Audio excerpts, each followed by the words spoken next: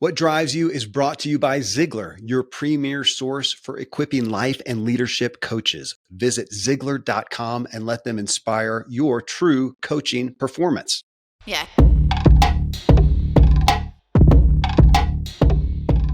Welcome to What Drives You. I'm Kevin Miller. You have all the drive you need as much as anyone else, but in each area of your life, you're driven by desire or fear. So let's get you aligned and driven by your authentic desires. So you're driving further, faster, and most of all, enjoying the ride every day. In this episode, I wrap up our series on interdependence and how it supports our overall drive far more than our independence. There is a place for both, but our focus on being independent is just limiting us. So this is my big idea, big takeaway, and big action episode where I pull out the key highlights from the series. My expert for the series is interdependence expert and international trauma facilitator Thomas Hübl, whose new book is titled Attuned, Practicing Interdependence to Heal Our Trauma and Our World. For those of you watching the video, there's the book.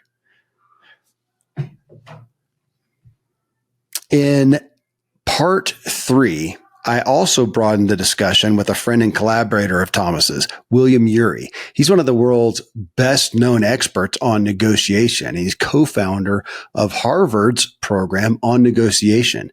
William's new book is called Possible: How We Survive and Thrive in the Age of Conflict. And we have a series with him coming up shortly, I think just within the next 2 to 3 weeks. So here, walk with me as I highlight the big takeaway, the big idea, the big takeaway, and the big action from this episode. There's a 1972 film called Jeremiah Johnson. It stars Robert Redford. It's a movie I really like. I've owned it for a lot of years. It was given to me by a good friend, Scott Stearman. But it's a story of a guy who takes up the life of a mountain man, literally out here in the mountains of Colorado. For those of you watching, I'm in my home studio right now, and I'm sitting at almost 9,300 feet above sea level in the national park, looking out at about a foot of snow that I'm going to go start shoveling on here in a minute. But it speaks to my soul. The movie does in multiple ways, from the independence of the character Jeremiah Johnson to the Rocky Mountain life that I relate to and whatnot. Though in the story, it's interesting. I mean, the guy goes out into the high mountains to live alone and on his own, which he does to a significant degree, which to me, it kind of speaks to, this is the height of the independent, the lone wolf, the frontiersman, and even what America was built on conceptually. Though it's interesting in the story, he still has significant relationships with people. One is a guy called Bear Claw who teaches him how to survive as he's failing to in the high Rocky Mountain winters. And they spend a lot of time together, develop a friendship. He benefits from a rifle that he got off the frozen body of a guy called Hatchet Jack. And he ends up building a home and creating a life with an abandoned young boy and a Native American woman. And there are supplies he travels to towns every once in a while to get that he can't really create, nails, things like that. I remember that when I read Little House on the Prairie to my kids. So even at the height of independence, we still need help from others and desire the company of others. Well, today, 2024, I have inherently really thought of myself as independent, prided myself in that, rebelling against the machine of the culture. Well, in all truth, I'm about as dependent upon others as a newborn is. I don't create or generate much of anything that I use for my daily existence. I work to earn dollars that I never see. They're transferred from one bank account to another, just digital. And I purchase about 100% of everything that I need. I'm highly dependent. And as I look at it, it feels like independence is somewhat of a myth outside of my own, responsibility to motivate myself to get out of bed and engage with life. Nobody's going to pick me up and do that. But for the most part, I am in this concept of being independent. It may speak against being codependent, which I've done that as well. And this is talking about something different. It seems something different.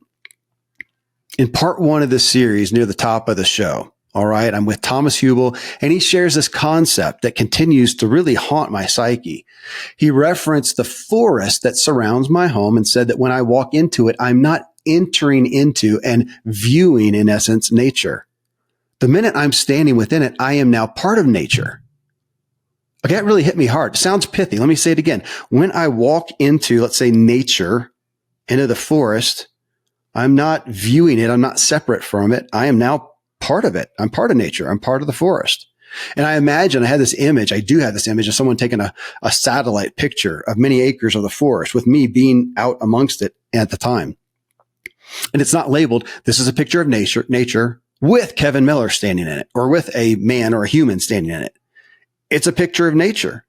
And it includes earth and trees and shrubs and mule deer and elk and mountain lions and flowers and rocks and a human and a pond. I mean, these days, even in remote areas, you are prone to find things that are left by humans, right? Trash or an abandoned backpack or an old can. Are these part of nature, or are these man-made items that we don't include? Let's say that we don't. Well, regardless, I'm not man-made. I'm an animal as much as the mule deer and the birds or the raccoons that are all tromping around. I am natural. I'm a human. I'm an animal. I mean, those things around me, the forest, let's say the animals, at least. Let's say the animals. Those animals, they're sentient beings, as I am. They're made up of blood and bone and have energy within and emanating from them, as I do. And us being and having energy, I mean, that's a scientific reality. We have energy. We are electric beings. That's why someone having a heart attack may have a defibrillator used on them to do what? Pump electricity, shock their heart back into rhythm or beating.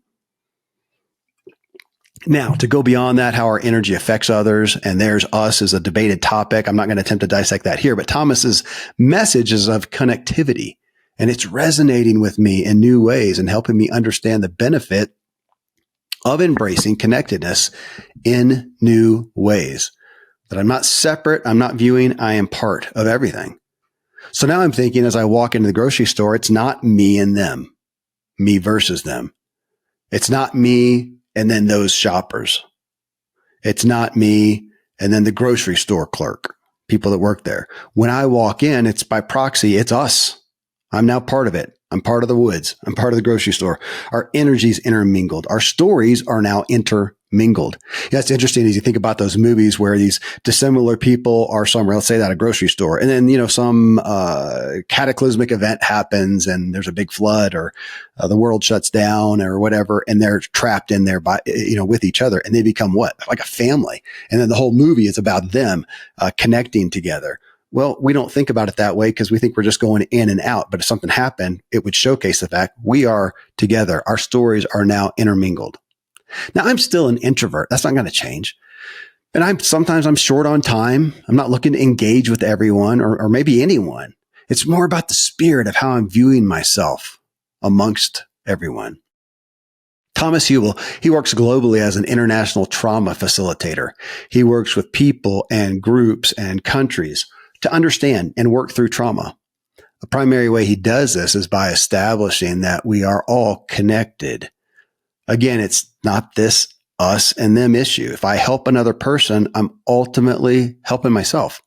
If I hurt another person, I am ultimately hurting myself.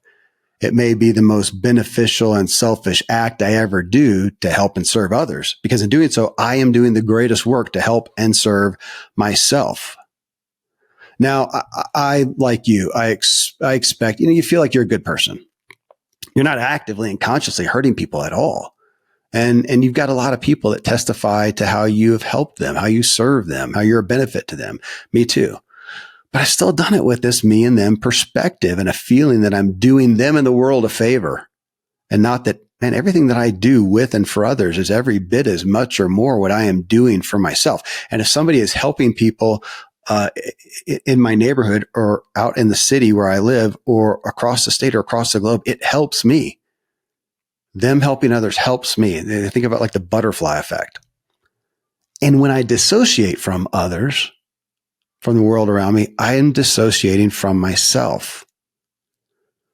I mean, this is not a switch I can instantly flip, but I feel I'm going to be learning a new language in essence. I mean, I can't control much of the world, and I'm not responsible for everybody else's welfare, responsible to do my part, but I can't take responsibility for other people necessarily, but I am a moving, connected part to everyone.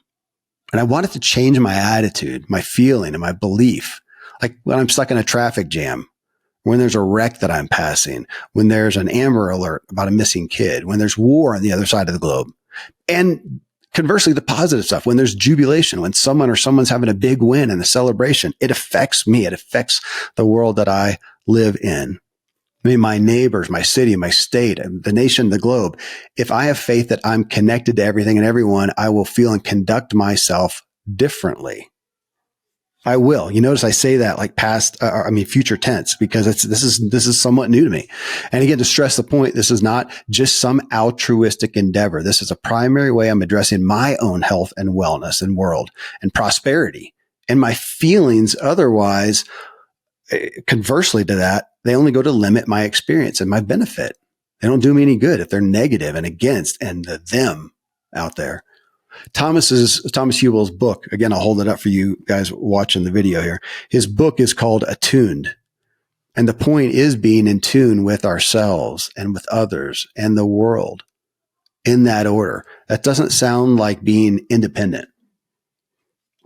Again, the aspect of independence that refers to our taking responsibility for ourselves, I'm hip with. That's about where it ends. It doesn't mean we agree with everyone.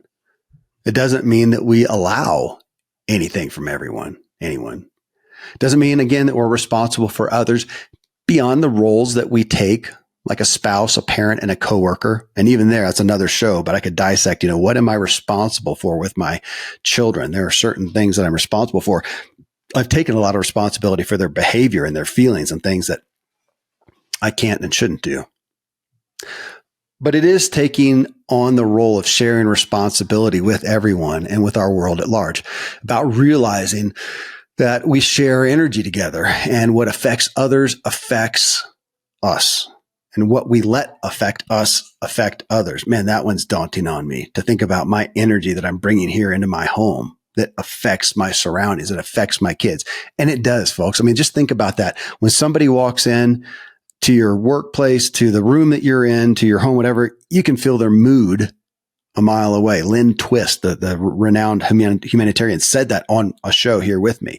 She said, our mood precedes us. And I said, you mean your attitude? And she says, no, you can have various attitudes, but it's overall your mood, and which I'm going to say is your energy. So, man, everybody can feel it. And of course I thought, yeah, totally. Most people can do. I mean, unless you're just not paying attention to somebody, but if you look up, pay attention, meet somebody's eyes or watch them, whatever, you can feel their mood, and if you feel it and it affects you. If it's negative, it feels bad. If it's positive, it feels good, generally.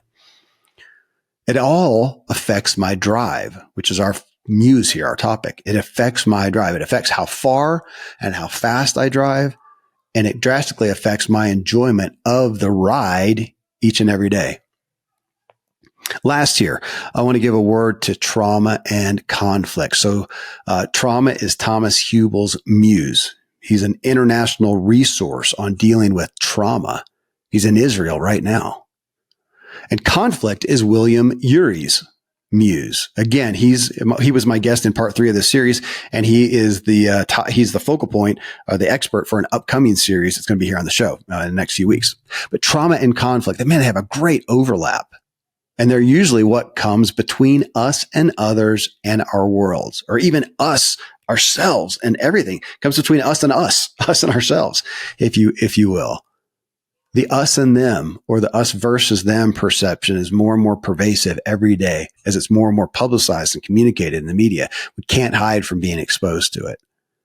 If you take captive every and any negative thought and feeling you have towards others or even to institutions, at the root of it is some unresolved trauma.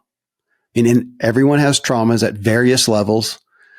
The resolved trauma makes us stronger and wiser, more at peace, more joy, more fulfillment, more connected, more attuned, more interdependent.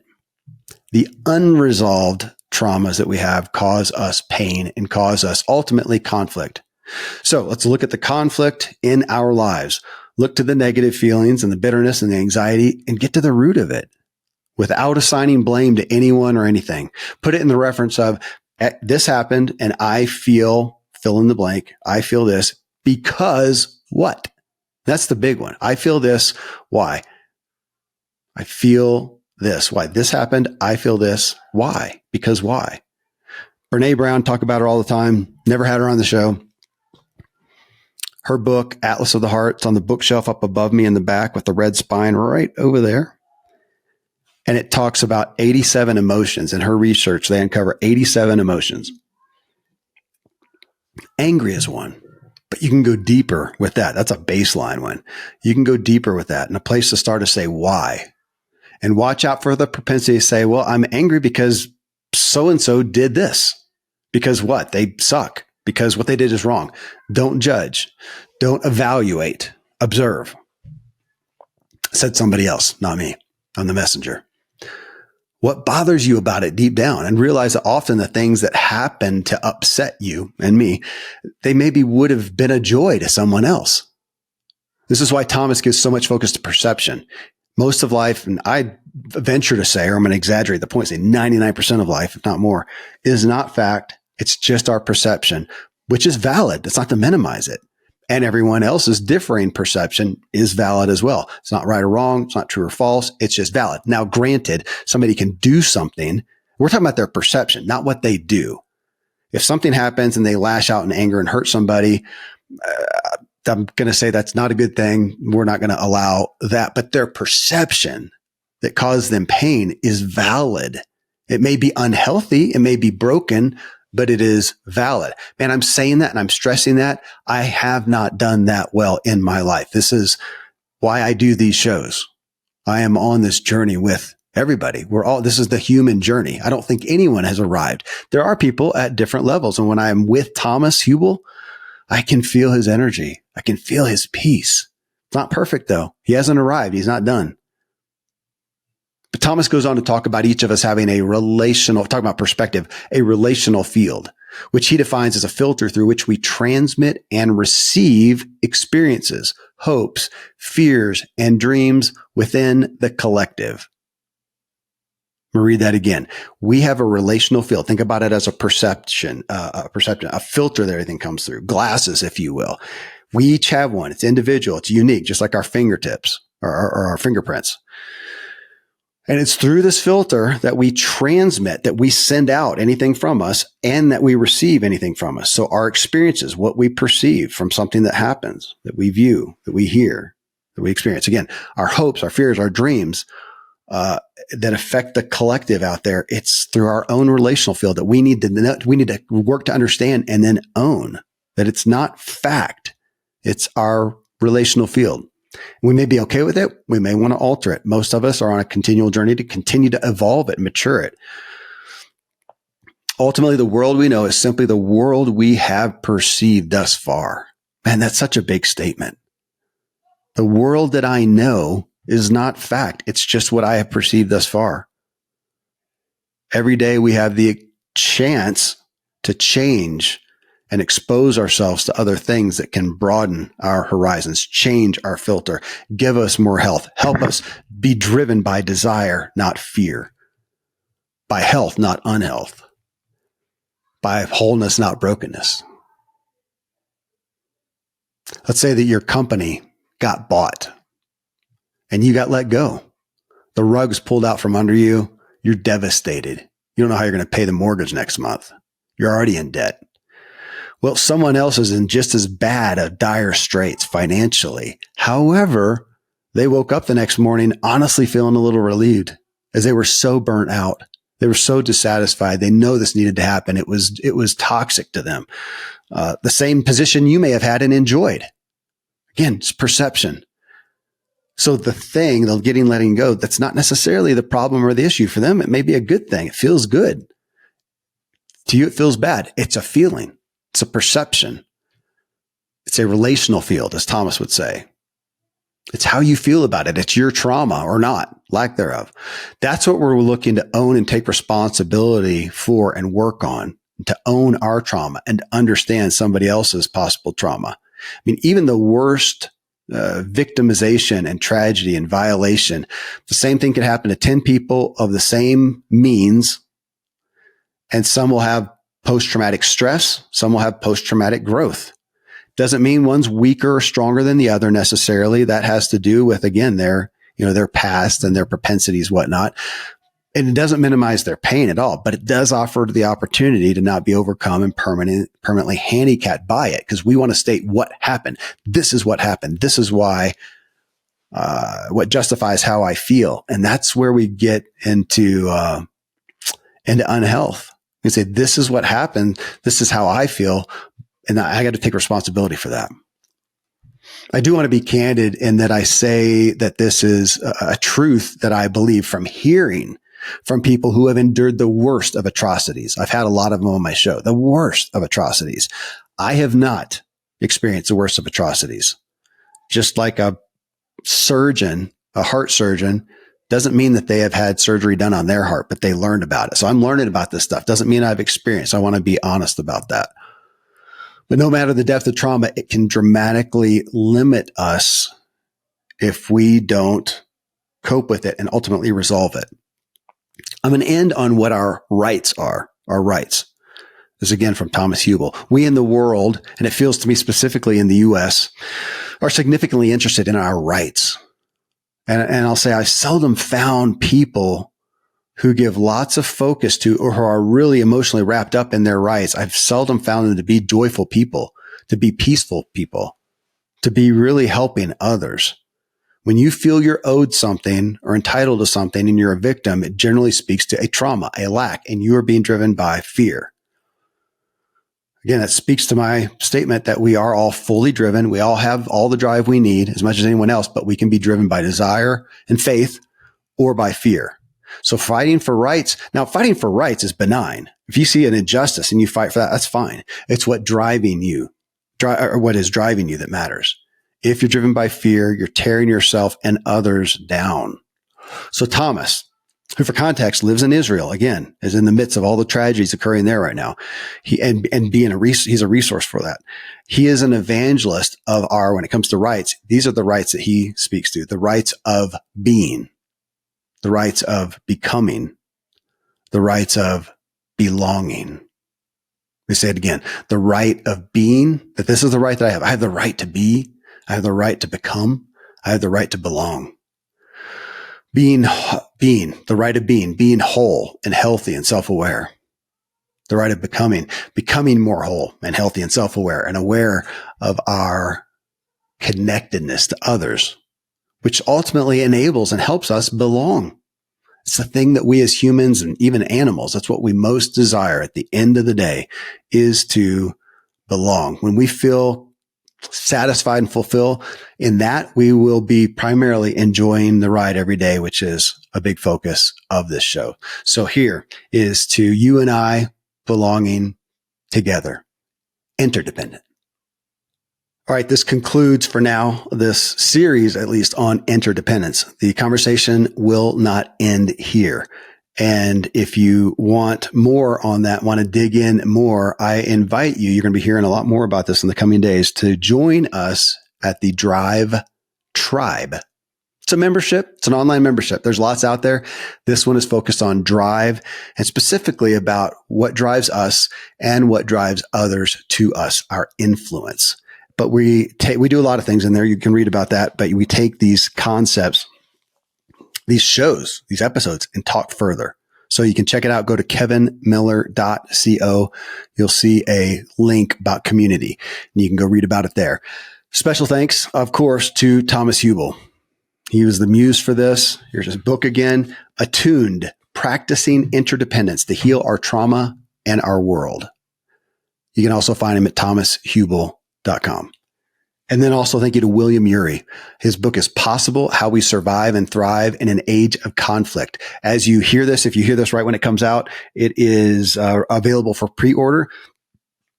We have a show coming up with him in about 2 to 3 weeks, or a series coming up. And so you'll hear more about William Ury, but thank you to him as well. If you appreciate the podcast, get a benefit, I would be grateful for your thanks by giving us a rating in Spotify and a rating and a review in Apple. You can go to YouTube or social media, Find me at kevinmiller.co. On YouTube, more and more continue to watch these shows and leave comments that I get to respond to, which is really great. Social media, we do a lot of clips, kind of key clips from these shows. So kevinmiller.co. And if you want to learn how to master your own inner drive further, dig into it for real, get my book, What Drives You, on Amazon in any form that you like. Until next time, folks, stay driven. Yeah.